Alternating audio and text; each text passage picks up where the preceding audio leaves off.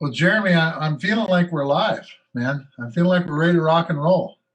Outstanding. I love it. Well, hello, everyone that's watching on Facebook, all the IAVA members, veterans, and supporters that are out there. My name is Jeremy Butler. I'm the Chief Executive Officer of Iraq and Afghanistan Veterans of America, and I'm incredibly honored to be here this afternoon with Senator Jon Tester of Montana. He's the ranking member on the Senate Veterans Affairs Committee. A little bit of quick civics knowledge for you. As the ranking member, that means he's the #2 man on the VA committee. He's an incredible ally of all veterans, of veterans groups, and of IAVA. He's been working with us collaboratively for as long as I've known about the organization. He's really been a supporter of everything that we're supporting, from Deborah Sampson Act to support women, the Commander Hannon Act to provide increased mental health care for veterans, really everything that we're doing. We're going to touch on some of that. I'm here at my home in New York City. Senator Tester is at his home in Montana. We were both just virtually in Washington, D.C. Some of you may have been watching just before this, and ended about 5 p.m. Eastern Time, was a hearing of the Senate Veterans Affairs Committee with Secretary Wilkie and his top leadership to discuss the VA's FY21 budget, discussed a lot of the things that are going on that you probably heard IAVA talking about. And so it's an honor, sir, to have you here with us. It's always great when we come down to Washington, D.C. for Storm the Hill and other things, because you're so generous with your time to meet with us and our members. And so it's great to have an opportunity to do this today, where because of COVID, we can't have another Storm the Hill right now, but we can still get together and have you talk to so many, even more of our members via this sort of virtual Storm the Hill, if you will. Well, Jeremy, thanks you a bunch. And I've got to tell you, I really appreciate this opportunity to visit with your membership. And it's an incredible honor for me to talk to the folks. And it's especially timely because, as you just pointed out, the $243 billion budget that the VA is going to be offering up, the president's budget, it's going to be good to hear your perspective, whether that's adequate enough, or whether they're wasting money in certain areas, or where it should be invested. Because the bottom line is this: we have an all volunteer military in this country. And if we're going to have our next generation of folks step up and serve in our military, they're going to look and see how you guys got treated. And if you're treated right, they're going to say, you know what, I'm going to sign up. I'm going to protect the freedoms and the liberty and the justice that this country can offer for our citizenry. And so it's really important that not only do we live up to the promises we've made our veterans, and that's just fundamental to what the VA should be doing, but it's important for future generations, and to protect this country and protect what this country stands for in the world. So I just want to say thanks. And I was talking to Jeremy a little bit earlier, and I would just say that I really appreciate IAVA. IAVA has always been a group that has never minced words. They've been very direct. They challenge power, and they speak truth to power. And I will say that I think that is very important. It's always important, but it's more important now than ever.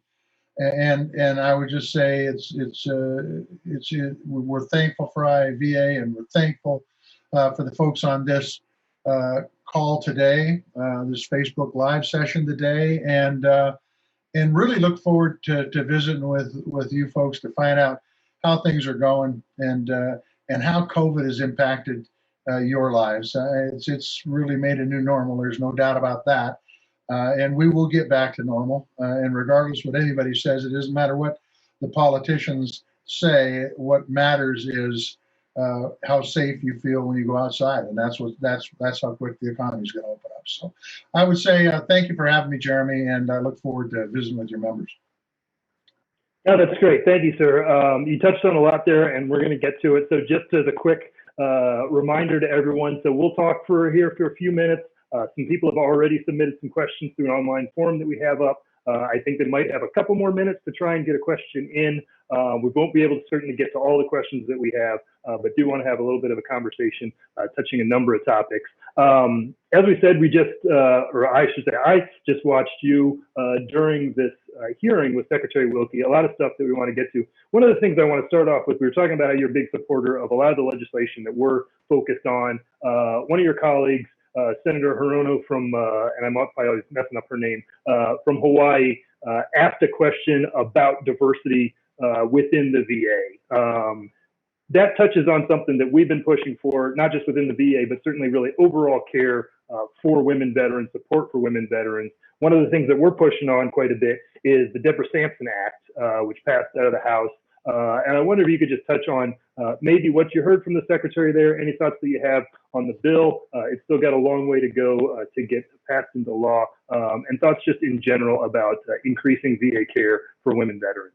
So, Jeremy, first of all, I appreciate IAVA's advocacy for the Deborah Sampson Act. You guys know more than anybody, the VA, the folks who are accessing VA healthcare has changed and changed significantly over the last 30 years. And it's going to continue to change, by the way. And I think that's good for the military, and I think it's good for the VA. But we also need to make sure that we have facilities, we have the docs and nurses, the staff, to be able to take care of a new clientele, quite frankly, of women that have served in the military. And I will tell you that this hasn't happened quick enough.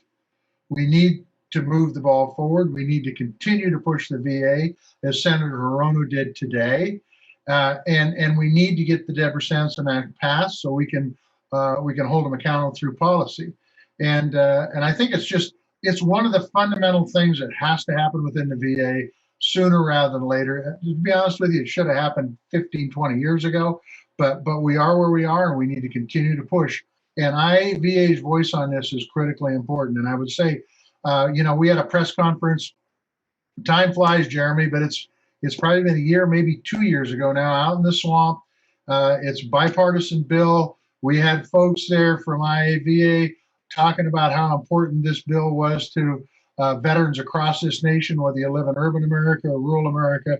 This is important across the board, and we just need to get it done. And change is never easy. You guys know that. You've been through change in your military life. You know it's hard to go from civilian to soldier back to civilian. And it's the same thing in business. And VA is a business. It's the biggest integrated healthcare provider in the United States. And they need to be in the business to take care of women veterans. So we're going to continue to push them. That's totally agree. And you touched on a couple of things there that I want to expand on. One of the words you used was bipartisan. And then we also were just talking about the financial situation of the VA. That's one of the things that was really the primary topic of the hearing from today. The VA committee, both in the Senate and the House, one of the great things about them is they have generally been a model of bipartisan work within Congress, especially in times when Congress is divided, and these days in which we seem to be incredibly divided. To me, it seems like that is continuing, that sense of bipartisanship within the VA committees, both on the House and the Senate side. Would you agree with that? And then the second part of the question is to get at what today's hearing was about, was the VA budget. They're the second largest committee, or excuse me, the second largest agency in the government. I think it's a 10% increase that they are coming for. I might be slightly off on that number. They got $20 billion from the Emergency Funding Act. It sounded like they were saying that they're good to go with that amount of money, but that there might need to be some shifts around. So it's kind of two ends of the spectrum there. One, the bipartisan question, and then two, about VA funding overall. Your thoughts? So first of all, the VA has been a very bipartisan committee. This is almost finishing my 13th year, 12 and a half years in the, I guess 13 and a half years in the United States Senate. Time flies when you're having fun. And it has been a very bipartisan. We're working for the fighting men and women of this country. We make promises. We need to step up and get those promises over the finish line. I can tell you that Some things happen quicker than other things, but the bottom line is, in the end, I think that if you take a look at the John Scott Hannon bill, it's a bill for mental health. It passed unanimously. It is not a bill that everybody can look at and say, I love everything in this, but it's a bill that does take a step in the right direction to take care of mental health issues in this country when it comes to our veterans. And we all know what a huge problem suicide is. So every tool we can get in our toolbox is a plus. But it passed unanimously. I mean, everybody from Blackburn to Bernie voted for it. And so that's a pretty wide spectrum of political views. But the bottom line is that's what it should be. By the way, that's the way it should be in all of government. We should all be working together and find out what unites us rather than what divides us. But that's another debate for another time. We can talk about how much money goes into these damn campaigns. But that aside, I will say it has been very, very bipartisan. I can also tell you that I have a certain fondness in my heart for one Johnny Isaacson, who really made that committee when he was chairman. And I think Jerry Moran's done a good job continuing that. But he insisted it be bipartisan, and he went out of his way to make sure that my opinion was part of the Democratic side. He's a Republican. The Democratic side's opinion was part of the equation, and consequently, I did the same for him. And in the end, we had a good relationship, and I think that helped with the bipartisanship. Now, I will tell you about the budget for this coming up for this next fiscal year. The big challenge that I think we have in the budget, and look, they addressed the questions. The leadership team addressed the questions very, very well today, and it was Wilkie and Stone and Rachowski and Lawrence. They all addressed it very, very well, but this budget was pretty much drawn up before COVID-19. COVID-19 has changed us, it's changed the VA, it's changed this country. And my concern is veterans have lost their jobs at a reasonably high rate, something that we're going to have to work on. You lose your job, you lose your insurance. The VA is that backstop for veterans. It's also the first line for a lot of veterans too. But the truth is they're going to have more and more veterans that are going to be accessing VA healthcare, I believe. The private sector with the bill that allows the veterans to be able to go in the private sector are doing fewer appointments because of COVID. They're not pushing people through as fast as they were, and rightfully so. They're taking the precautions. That's going to put more pressure on the VA. So the whole thing is, from a healthcare standpoint, that budget has to account for the impacts of COVID-19. They answered the questions. They assured me and other members of the committee that budget did take care of the needs of the veterans for this next year, starting the end of September. But the bottom line is, you can't make a mistake on this stuff. You just can't. I mean, it's a big 10% is a pretty significant increase in that budget, but healthcare is under attack right now by a pandemic, and so they need to make sure that it meets the needs. Look, in the end, we're not done with that budget. There will be more hearings. There will be more questions. I actually serve on the appropriations subcommittee on VA MILCON that funds military construction and the VA. There will be more hearings there. There will be more questions. We'll get it boiled down as long as VSOs like IAVA continues to give me your input. It is critically important. And by the way, when I say me, everybody you know that serves in the United States Senate, you should be giving them information. Jeremy does a great job. Your folks up on the Hill do a great job. But make sure to, we got email addresses. Click on the old email, type down a little thing and say, you know what? I'm having trouble getting my VA benefits, okay? Might not hurt to have a few more folks working in that area, okay? That's the kind of stuff. And I very much appreciate that. And I think the other folks that I serve with on the committee do too. That's great, and I appreciate that. That gives me a quick opportunity to plug again our Storm the Hill program, where we bring in veterans from around the country. We just did one in March, got it in right before things started to shut down because of the pandemic. We hope to do another one this year, but all bets are off at this point as to when it's going to be safe to do that. But if nothing else, we do have online tools at IAVA.org so that folks can reach out to their members of Congress on all the pieces of legislation that we support. So definitely encourage them to do that. And going back quickly on your bipartisan standpoint, and just so everyone knows, we look forward to having Senator Moran on for a similar conversation like this, because as you said, there is so much bipartisan work within the Senate. Everything that we want to advocate for, we want to know that it's got a chance of passing. And the only way that's going to happen is if we can get both sides of the aisle to agree on it. And so every day I try and reiterate that fact that, we may be talking to a Democrat one day, but the next day we're going to be talking to a Republican, because we need to all be on the same page with this. Jeremy, I just add quickly to that, nothing gets done by one party or the other party. It does take a bipartisan effort to get things done in the United States Senate. And I will tell you that I deal with a lot of people who get paid a lot of money to lobby. I got a sneeze coming on here, so I might have to stop at some point in time. But I do pay. They come in, they lobby me. But the best lobbyists in the world are not the ones that get paid the big bucks for lobbying. It's the folks that have their feet on the pavement, that are walking through the doors, that are experiencing the VA experience. Those experiences related to us is more effective than any lobbying group, anybody else, anything anybody else can do. And look, they both have their advantages, but the truth is the best lobbyists are the folks that are my next door neighbors. Those are the best lobbyists. Couldn't agree more. And I think we're going to get into, hopefully, I want to turn it over. We're going to start taking some questions now, and hopefully one of those will be about some of your next door neighbors, in the sense that you represent a state that has a lot of these underserved veterans that we're talking about, and that's rural and tribal veterans and things like that. So hoping to get to that. I'm going to now open it up. I believe someone from the IAVA staff is going to ask us questions. So I will stop talking for a second and let that happen. Thank you, Jeremy. The first question is for you, Senator Tester. On April 3rd, the Veterans Benefits Administration shut down all in-person compensation and pension exams due to COVID-19, which has led to a growing backlog of deferred in-person exams and are piling up at VA. What can be done to dig VA out of this mounting backlog to assist these veterans with their claims?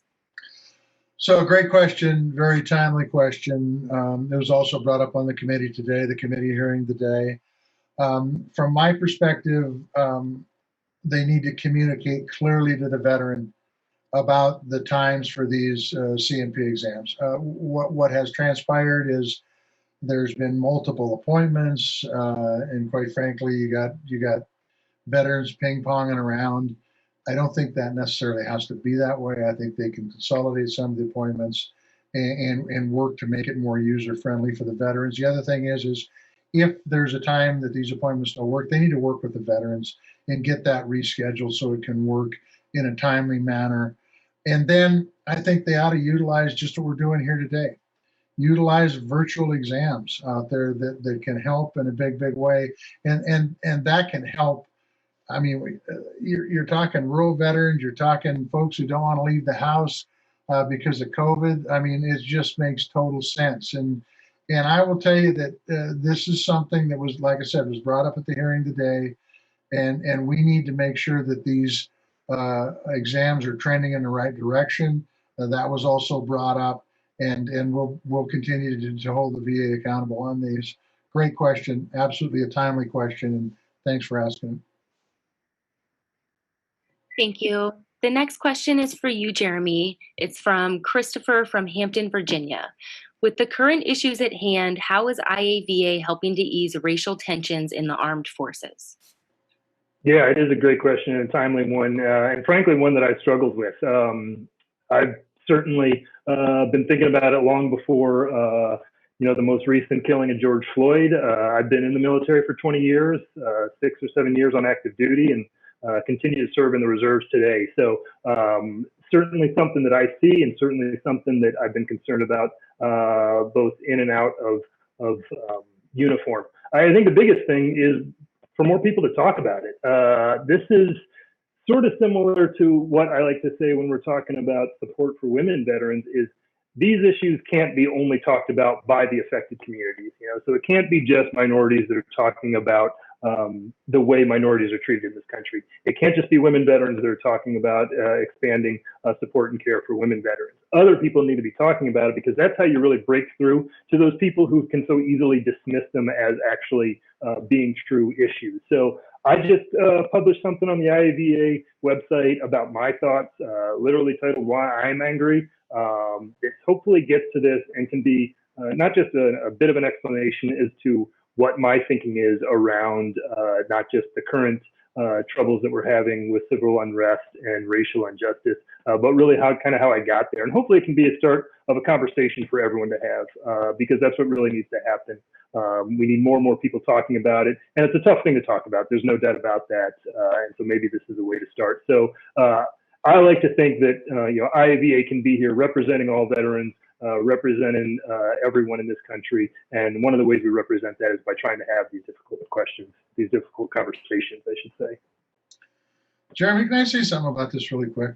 Please, yeah. Look, equal justice under the law is fundamental to what this country's about. What happened in Minneapolis impacts me in North Central Montana, and impacts everybody on this call. And so making sure your voices are heard are really important. I think, truthfully, as I've watched the last week unfold on TV and talked to some of the fellow senators out there, there's a lot of folks out there that want to detract from what the message is. And I think the more people that stay on the message, and look, I am not for violence. I am not for trashing stores. And I will go to the mat to say, look, the most effective thing we can do is utilize our free speech rights we have out there and talk about what's wrong and stay on point and hold those other folks accountable. And I think if you take a look at what's happened, particularly the last couple of days, I think the demonstrators have been doing a pretty damn good job of policing themselves. And I think that's helped a lot. But make no mistake about it. What happened in Minneapolis, if you watch that video, if not for the grace of God, that could be you if this country were to change in that direction. And so making sure that equal justice is applied is a foundational issue for this nation. And it's important enough for everybody to talk about and say, not in this country. Now, that is great. And you really touched on something that I do want to reiterate on, which is that, don't let people change the subject. And I think that's exactly what you were getting at. It's like, yes, that killing was horrible, but why are everybody rioting? And then they can use that as a way to then veer off the subject and talk about something else. And we can't let that happen. So thank you, sir. That was a very good point. And Hannah, I'll turn it back to you for next question. Thank you. The next question is for you, Senator Tester. Congress passed 2 bills to ensure GI Bill benefits would not be interrupted by COVID-19. What can student veterans expect to happen with their benefits when they return to school in the fall? No benefit reduction. How's that? There should be no benefit reduction. Quite frankly, you should get the amount you were counting on, and there are no excuses here. Look, when problems arose, and we got 2 bills passed pretty darn quickly, by the way, for student veteran education, and got them to the president's desk to apply it for this next fall. And it was done in a Senate that's very deliberative, and we usually don't do a damn thing, to be honest with you. We got these things done, and we got them through, and we got them through the process. I think you should not be receiving any reduction in benefits. If you do, it is really important you flag this issue to us so that if it takes an act of Congress, we can go to work on it. But you should be able to go to school in the fall, assuming they're going to have school in the fall, which I think they will, and have the benefits you were promised, and there should be no reduction. Is that clear enough? I think that was very clear. That was great. The next question that we have is for you, Jeremy. What trends are you seeing from veterans reaching out to IAVA? Yeah, so most of, we get emails, we talk to veterans all the time. The most feedback we get, frankly, comes through our Quick Reaction Force program. It used to be called the Rapid Response Referral Program, but it's our now 24/7, 365-day-a-week access opportunity for veterans, their families, to reach out for support. And that can be anything from GI Bill questions to much more serious things like needing mental health care support, trying to connect with a local provider, things like that. So from that, we get kind of a real-time snapshot as to what's going on with veterans throughout the country. And without a doubt, and this won't be surprising, especially with the rise of the pandemic, the biggest thing that we're seeing is people coming to us in economic distress. They're losing their jobs. Maybe they're losing 1, 2, or 3 of the jobs that they were holding down, which can lead to homelessness. They can be getting kicked out of an apartment. Obviously, a lot of times when you lose your job, you lose healthcare benefits.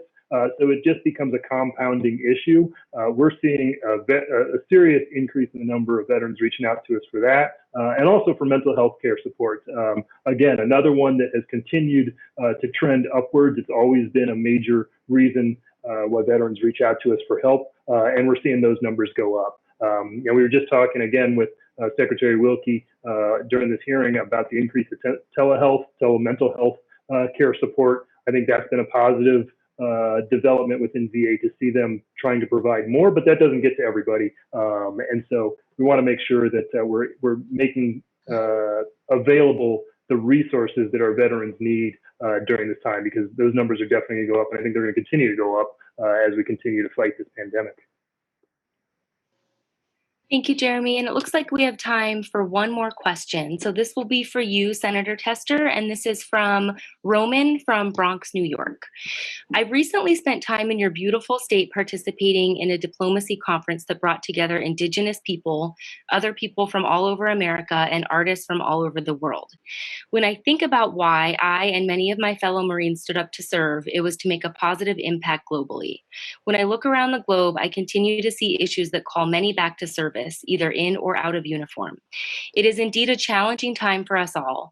In this time of global unrest, what is your vision of how we can best serve, you, Senator, and I, in order to positively impact our communities and or other communities worldwide? Well, first of all, Roman, thank you for your service. Very much appreciate. These are challenging times, and we do have our work cut out for each and every one of us. And I think there's a role for each and every one of us to play. There are volunteering opportunities in every one of our communities, and if you know folks who need assistance, don't hesitate to help them out. If they're a veteran, don't hesitate to help them work through the red tape of getting into the VA system.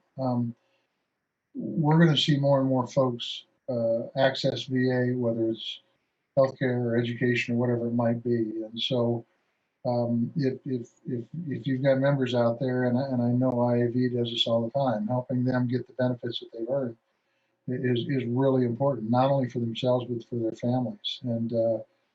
And quite frankly, you know, if the VA falls short, then we need to hold people accountable, and we need to make sure that they're stepping up and doing what needs to be done to make sure that the veterans can get through this time of uncertainty. And so that's really important. The other thing I would just say is that, and I've touched on this several times during this Facebook Live event, and that is that now more than ever, you have access to the resources that IAVA brings to the table, and making sure that you're letting those folks know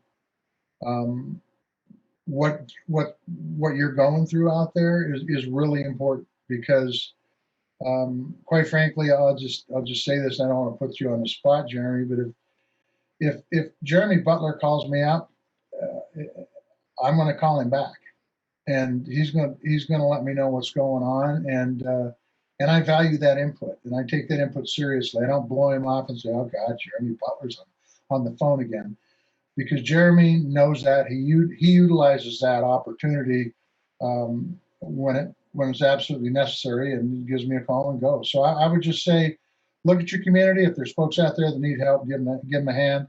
If those folks are veterans, absolutely help them get the benefits they need. There's a lot of benefits out there, and then work work to make IAVA the best it can be, and the way it can be made into the best it can be is with your input. And I think that's my advice to you. And look, this too will pass. It will move on, and in the case of COVID-19, we will get a vaccine for it. In the case of equal justice for everybody, we will get a solution for that too. But it will not happen without public input on both. And so I thank you guys and gals for being on the call today. And if there's challenges out there you know of, I mean, we're in the public service game to help make this country the best it can be, and you can help us make that happen.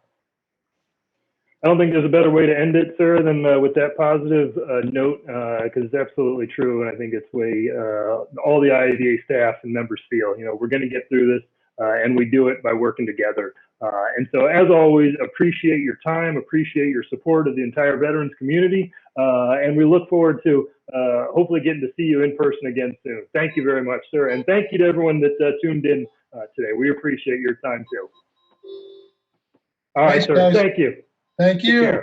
Take care. Be well. Stay hunkered down. You too, sir. Bye-bye.